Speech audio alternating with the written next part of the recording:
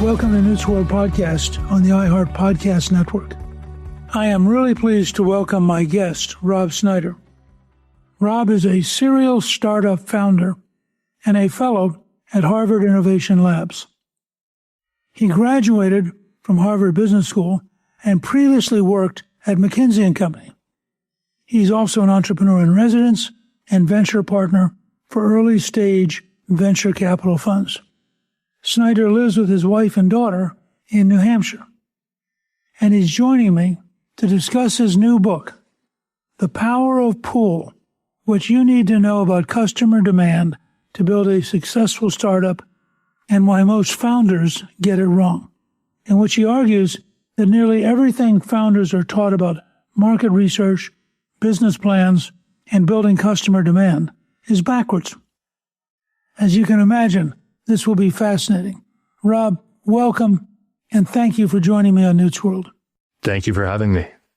I'm curious, first of all, how did you get into this? Well, coming out of business school, you come out of McKinsey and Harvard Business School with a little bit of an ego, you might say, thinking, I can kind of do anything. Why not become a tech billionaire? Like, that seems like the next step in my life. And so I did all the things I was supposed to do, raised money from venture capitalists, did a bunch of market research, interviewed a bunch of customers, created this big market vision, and tried to push that onto the world, onto potential customers, and spent years, 2 years, back to back, not succeeding. Just nobody would buy the product that was so logical. It made so much sense. They should totally have wanted it. It would have provided them so much value. And it just kept not working, and it was awful. And I felt like I was just constantly unlearning everything that I thought I knew. And then the business randomly took off, and we went 0 to 4 million in revenue in 2 years. And it worked nothing like what I was taught or what I thought.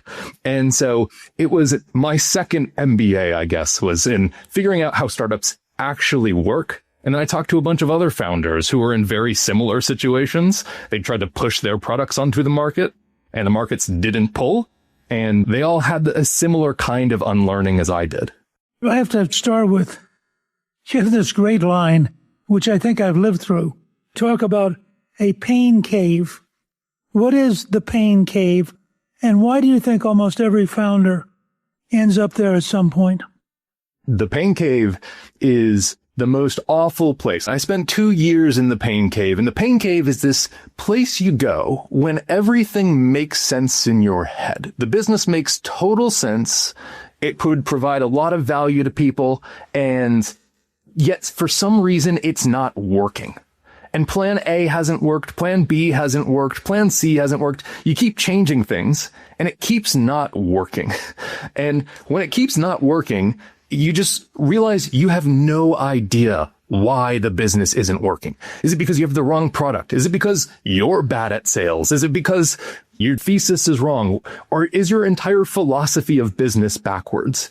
And it's just almost impossible to figure out why the thing that isn't working. And in the pain cave, I just felt like I was going crazy. Like everything that I had learned was not applying in the real world. And I think every founder spends time there because we all start startups basically the same way, which is we come up with an idea in theory or a vision for how we believe the world should work. And we try to impose that vision on an uncaring world. And that's just the wrong premise for starting a company. My first reaction is, so why don't you stop and listen to the customers and invent something else? Why do you persist in staying inside the pain cave? Well, maybe if I had talked to you a couple years ago, you would have told me that. It's common sense when you say it like that. It just doesn't seem right. Aren't we supposed to come up with a brilliant idea and convince customers that there's a different possible world for them, that we could provide them a ton of value?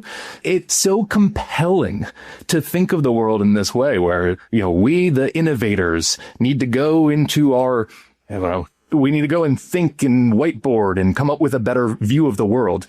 And yeah, when it actually worked for me, it was because a owner of Dunkin franchisees He owned 40 Dunkins in Massachusetts. He gave me a call and said, hey, I have no idea what you were trying to sell me, but I would pay you to do this other thing. Will you do that for me? And that's how the business actually worked. The thing which drew you into the business was a dead end, but in the process you made contacts that invented a new business. Exactly. So then what happened to the original idea? Oh, the original idea, we had spent years writing code. We threw it all away. We threw everything away. It never saw the light of day. We built an entirely new business, entirely new product, entirely new brand, everything based on this one customer giving us a call and saying, hey, I don't want what you were trying to sell me, but I will pay you to do this thing I actually need in my life. And then did it turn out that there were other potential customers that had the same need? Yeah, it turned out that, yes. In fact, then we would go and talk to another owner of restaurants and say, hey, this Dunkin guy called us and said this. I don't know if you need something similar. And the owner would be like, oh my gosh, that's exactly what I need too. We just kept repeating that. We scaled to tens of thousands of restaurants in the U.S. Just to show my ignorance here, what were you actually selling? Early on, we tried to sell a workforce management product, which is just a fancy scheduling software for employees. We tried to sell that because we thought we could do scheduling better. Turns out nobody cared. When it actually worked, they said, hey, could you help us recruit employees and retain the employees we already have? Because hiring is our number one priority right now. Retention is our number two priority. Could you help us do something with that? And so we built a hiring and retention software. When you say hiring, was it a way that people could approach filling out forms and being considered, or what's the deal? Yeah, totally. What it wound up being was actually really interesting. They said, hey, we're having a really hard time finding candidates for our jobs. Could you help us find candidates? We have a bunch of people who've applied to us in the past that we've probably never reached out to. These restaurants have databases of thousands of candidates they had never reached out to. They said, could you just contact them for us? And so we built the software that would contact past applicants, former employees, and it would say, hey, you applied here in the past. Would you be interested in coming back to work for us? And it would just do that automatically. And it would also check in with new employees when they were hired, on day 7, day 30. How's your job going? Anything we can help you with? Because they found that a lot of their employees were quitting in the first 30, 60, 90 days for, I lost my uniform or things like that. It was way more practical of a product in a business than what we had envisioned that we wanted them to want. Doesn't the ability to recruit and retain become almost universal? Oh, yes. Especially when, it's COVID and there's a massive labor shortage. When you start talking about the scale of recruiting, some industries, as you know better than me, where the retention rate is so bad that you're spending so much money churning that you never get people trained because they leave. Yeah, you lose half your workforce in the first 14 days after they're hired. It's unbelievable. So how do you affect that? What we did is we would just check in with employees. This is a business that has long since been acquired, but we would check in with employees after they were hired automatically. The employers came to us saying was, hey, we have this thing that we have on the wall for managers where managers are supposed to check in with employees after they're hired on their 7th day, on their 14th day, 30, 60, 90. And the managers are just too busy to do that. So could you build something that automatically does that? We know we have problems. We know we're not the number one workplace in the world. We know people will switch jobs for more money, but we just don't want people quitting for reasons that are absolutely preventable, like logistical things. I lost my uniform and I'm embarrassed about it, or I don't know where to find my schedule, or like these very common things. So they had 10, 15% of employees were quitting in the first 30 days for totally preventable reasons that they had no visibility into. And so when we automatically started checking in with employees, they would stop quitting for preventable reasons. I'm hearing you suggest that something as simple as an email that asked me if I was satisfied with my first 2 weeks had a sufficiently big impact on my propensity to stay. I mean, that's almost like a no-brainer. This is what I've actually found is really interesting if we zoom out about entrepreneurship is I came in with these massive visions about how I thought the world should work. And basically every entrepreneur does this exact same thing. And then what actually works is a simple email or text message to check in with employees to make sure they're not quitting for dumb reasons. It's way smaller, it's way more humble, but it's also what fits what the buyer is actually prioritizing versus what we want them to prioritize. So you go from the pain cave to something as simple as having your potential customer tell you what they need, then designing an online system that actually solves a real problem for them, as opposed to you having to try to sell them on your solution for a problem they actually don't think they have. Exactly. Or a problem they might agree to, but they're not prioritizing. This has caused me to really think about, okay, how do markets actually work? Because I always thought people buy things because they are convinced to buy them. Well, none of us can convince people to buy things they're not prioritizing. It's way simpler than that. Just what are they prioritizing? What are they trying to do? What do they need help with? And then we can design something simple that helps them get that thing done. And I really like the way you use language that's vivid. So you go from the pain cave, now you're telling us about lecturing apples about their pain points to get them to fall from the tree. That whole imagery is really quite something. It felt that way. It feels really embarrassing when you realize the theory here is there's a cause of somebody buying something, right? And it's not quite as simple as, oh, they buy something if they have pain points or if they have problems. They're trying to prioritize something and they need your help. In the book, I talk about how assuming that apples fall from trees because we convince them to fall from trees. You just imagine, and I view myself in the pain cave as basically having been lecturing apples about the ROI of falling to the ground or the pain points and the problems and how the world would be so much better for them if they fell to the ground, which was totally irrelevant. So you go from there to telling a story about getting haircuts.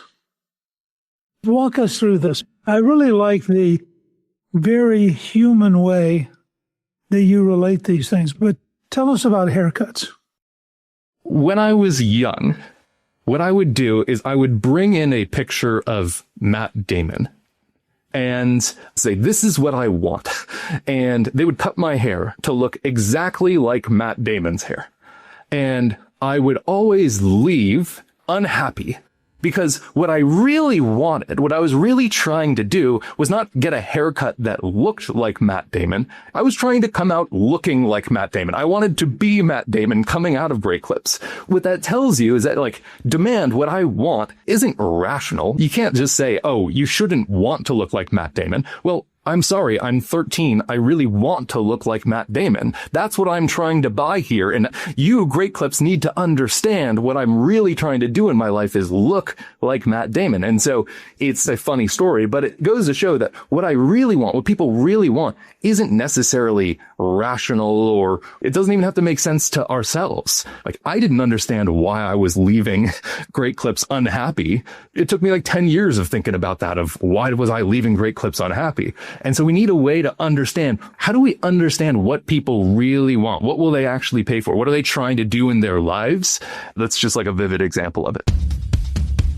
When we come back, Rob will walk us through the pull method itself, what he calls getting a hell yes customer, and the 2 spectacularly bad pitches that taught him how to actually sell.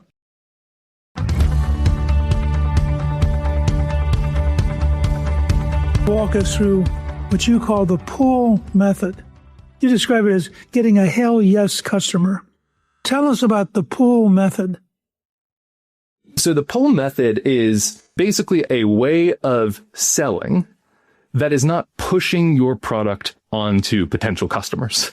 It is, if you think that your job is to convince those people to buy, well, you're going to poke them and prod them. Don't you have these problems? Don't you have these pain points? Don't you want this shiny new car, this fancy product?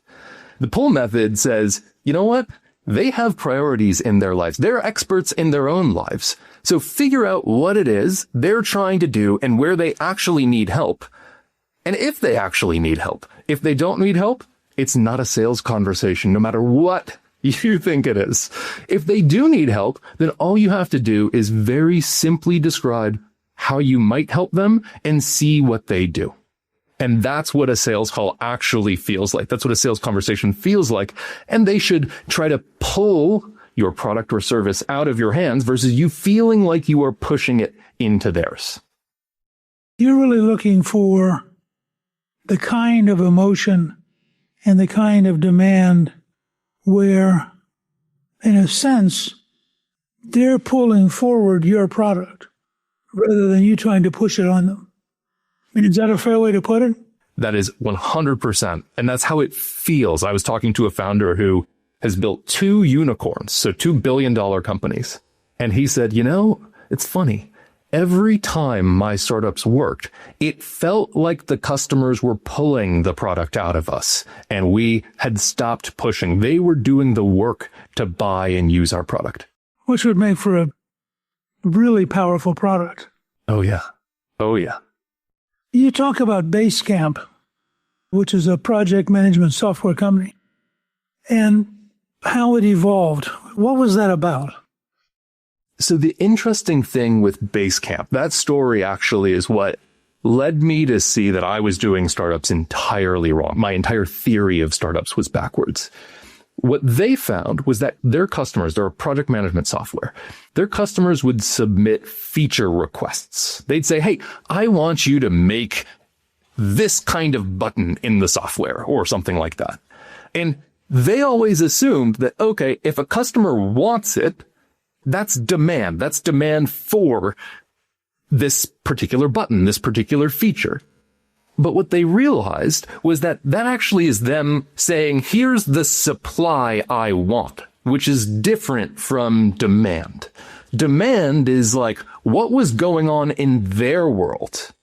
So if someone requests a permissions button, right, where it's like, hey, I need to be able to do certain things in an application and other people can't do those things in an application. Well, that's them saying, here's the product I want. Here's the feature I want. Here's the supply I want. The demand is something totally different from that. It's basically them saying, hey, I don't want our contractors to be able to delete a project for everybody on the project, which it doesn't lead to them building the permissions feature that the customer requested. That would have taken them 6 months to build or more. Instead, it led them to just build a simple little warning button that said, hey, you're about to delete this project for like 40 people. Are you sure you want to do that? Which took them a couple of days to build. And so what they learned from that, a customer saying, I want X, I want this feature, I want this. That's not what demand actually is. Demand is a totally separate thing out there in the customer's world that is not about the product at all. And when you understand demand, what they're trying to do in their lives, then you can figure out what supply to build for them. That also implies, I think, that the customer themselves may not fully appreciate the demand. Oh, 100%. When a customer says, I want a permissions feature, if you say, why do you want a permissions feature? They say, well, because I want it, right? Like, I just told you I want it, and now you go make it for me. What you have to do is you have to help them explain their life up until that moment. There's a long history of customers saying, like, no, this is what I specifically want. And then if you understand a little bit differently, oh, what was happening before then? What caused you to ask that? Then both you and them could understand the demand. You tell a story about a pitch that went so badly, you still sweat thinking about it. Tell me about that first public pitch at a fast food industry conference. We had this really big opportunity within a fast food brand. We'd spent a lot of money to sponsor one of their conferences where a bunch of the owners of the brand's restaurants were coming together. And so I had this huge opportunity. I spent weeks writing a pitch that was, I thought, so convincing. It was basically like a logical argument for why they should buy our product. And so I get on stage, I deliver it, and basically in the first, 2-3 minutes, it was just clear everybody had tuned out. Everybody had zoned out. It wasn't even just that they weren't even paying attention. They started loud conversations, and it was mortifying. And as I walked off stage, the person who was giving the pitch right after me was like, yeah, that was really bad. Next time, just tell a very simple story about what one of them did with your help. I'm actually sweating now thinking about it, but it was so awful. And then I did start, my presentations just became simple stories after that, and they worked way better. Do you think part of that was just the attitude you brought up on stage? I think my entire theory of the case was backwards, which is I thought my job was to go up there and convince them logically. I'm up here convincing you. I'm going to put together a very detailed presentation, almost like a lawyer would, on why you should buy my product. And that just didn't land. And it didn't land for the same reason I was in the pain cave years before, because I was trying to impose my will upon them. And instead, the presentation that works is something like, hey, I've been talking with a lot of franchise owners. In fact, Jim over here was really struggling with recruitment and retention, and he had tried all these different things and found they weren't working. So he plugged in our tool, and here's what Jim's life looks like now. And that is way simpler than the, probably 30 slide with 6-point font. At the end of it is, therefore you must buy.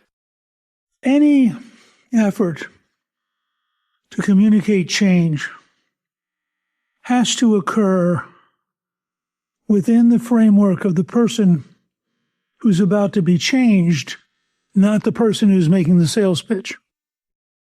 I like that. Yeah, that is 100%. It has to be from their point of view. Well, I always tell people, I've made a fair number of speeches in my career. All of my speeches have to start with the audience. It's not what's in my head. It's what's in their head. And if I can find a rhythm where I'm helping them unlock what they already know. There's actually a book written in the 60s called The Responsive Chord by a radio advertiser whose theory was, for example, you have in the back of your head what a horse running sounds like. So he would make a pitch where the sound would trigger that memory. And you would build a cascade of sounds that got you used to doing things.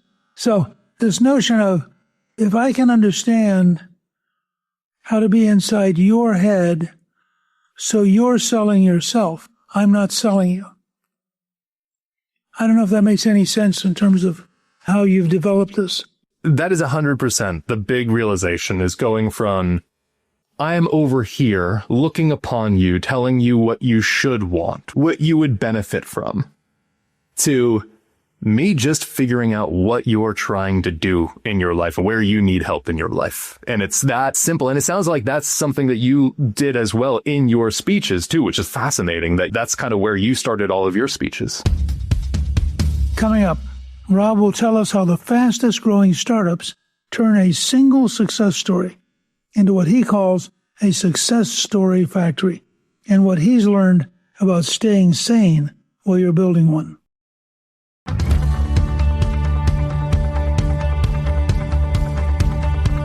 Tell us about how the fastest growing startups take one success story and then they become a success story factory, which I think is a fascinating concept. I mean, how did you develop that? That came over time. So what happened was I first built my startup, and I didn't quite understand why it was working when it was working, when we took off. And then a bunch of my friends who were also struggling with their startups brought me into theirs. And so I've now helped 50 products at least go from their zero to their first million in revenue. And so all of this has been in trying to figure out how this stage actually works. And so the thing that I've kind of learned is that startups, we need very simple models for understanding our startups. The most simple model is the case study or the success story of a customer. That one customer who said hell yes before they bought, said hell yes after they bought, and they bought really fast and they got a ton of value out of it. Well, if you're an entrepreneur, you don't want to have to reinvent that every single customer. It's way easier to just repeat that one hell yes success story. And then if you're trying to repeat that one hell yes success story, well, then you can kind of envision a business as a factory that just produces almost near clones of your success story. And what that does for entrepreneurs is it allows them to zoom out from their business and look at it just like a factory and apply 100+ years of manufacturing thinking to the factory, where they can say, oh, where in our factory is the constraint to our business? Is it that we're not talking to enough potential customers? Is it the pipeline step? Is it that we're not converting them? Do we have the wrong kinds of people coming into the factory? This is kind of a diagnostic model that has been massively helpful to a bunch of entrepreneurs when business feels really complex without a model like this. But it gets quite simple when you apply a model like this as a lens to see your own business. And one of the things you try to do to help folks like me understand it better, you use Alexander the Great and the Gordian knot, which I've always thought was fascinating and has a lot of applications to modern government. But from your perspective, how does Alexander and the Gordian knot fit into the concepts you're trying to move? When you're an entrepreneur, it seems like there are basically a trillion things that matter. It's unclear how they're all connected. So you have the market, you have the specific customers, you have the personas, you have the product, you have pricing, you have promotion, you have distribution, you have advertising, you have employees, you have your vision, you have investors, or maybe you don't have investors, you have finances. So there are all of these different things that you have to kind of keep in your own head. And when they're working, it's hard to keep them in your own head. When they're not working, it's really hard to understand which one of those million things is it, and which is upstream, what is downstream, what causes, what's an effect. And so that's how it feels like this Gordian knot. I help out at Harvard Innovation Labs, and the main thing that I deal with are a bunch of very smart people, way smarter than me, coming in saying, like, my brain hurts from trying to understand how this whole thing works. How does 0 to 1 work? How do we build something people want? It feels like there's a million interconnected things. And so the success story factory and the idea of pull, what these are trying to do, or these are trying to basically take the sword to the Gordian knot that is these million kind of seemingly connected things and put it into one very simple model that, yes, us dummies at Harvard can deal with, but anybody can actually implement in their business. You also have this great line you quote Bob Most as saying, A students don't get started until they have the answer. D students get started because they don't have the answer. So does that mean a D student is more likely to be an entrepreneur? Yes, very much so. More likely to be a successful entrepreneur, in fact, because what happens is the Harvard types are overthinkers. We want to solve it in advance in our heads. And business is really hard to solve in advance in your head. When you think you have it solved in your head, then you go talk to a potential customer and they don't buy, and then you have to go back and solve it in your head again. And it's just really, really hard. And so D student doesn't even think that way. They just go and start selling something to see what people want to buy. If we have a founder listening and they're right in their own pain cave, what's the most important single thing you'd want them to take from the power of pull? I want them to go and find one customer, one potential customer, one customer, and instead of saying, here's what I want to sell you, flip that and ask, What do you want to buy? What can I help you with? That is great. It will change your entire trajectory as an entrepreneur. That's great.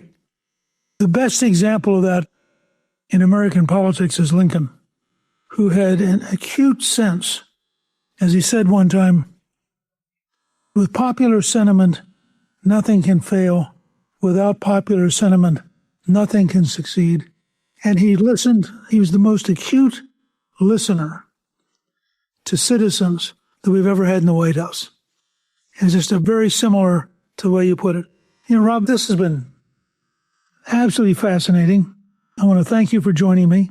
Your new book, The Power of Pull, what you need to know about customer demand to build a successful startup and why most founders get it wrong, is available wherever books are sold. This has been a very invigorating conversation, and I really appreciate your taking the time to educate us. Thank you, Mr. Speaker. This was phenomenal.